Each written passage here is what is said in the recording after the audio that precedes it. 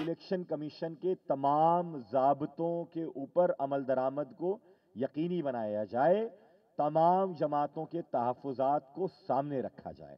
Election commission का अमला हमें ऑफिशियल रिजल्ट नहीं देगा तो हम वहां पर मुजाहरे करेंगे, धरने देंगे।